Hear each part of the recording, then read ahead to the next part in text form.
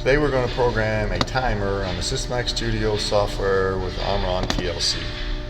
Before we start our programming, we must make a global variables for our timer. So we'll double click on the global variables. We'll come down to the bottom next to our internal bit and we'll hit the insert button on our keyboard, and that will allow us to insert another role for our timers. We're going to call this our time ACC, which would be our cumulative value of our timer. The data type for this must be a time tag, so we must type in the T and double click on our time, and that will be for our timer. So once we have our tag made, we can go to our programming section and program our timer. We will come over to our toolbox and click on our timers and find an on delay timer and drag it into our run. First we must give it a name, and we're just going to call this T1 for our first timer.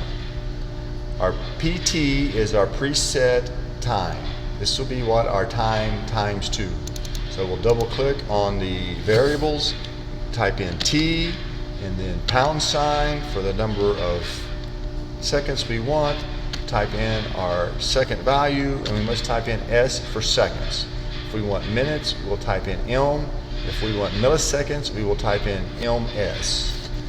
Then for our ET will be our accumulated value, so we will type in T and put in the tag that we just made. Our time accumulated value will go in the ET section. So when our input is made, it is true, our timer will start timing and it will time to our preset value.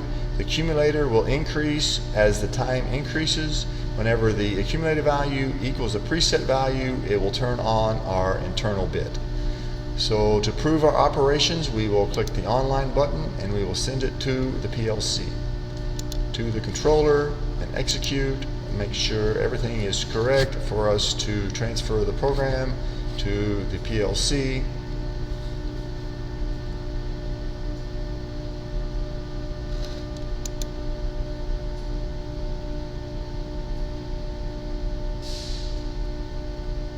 Once the program has been successfully completed, we will hit OK, and then we will push HMI push button 1.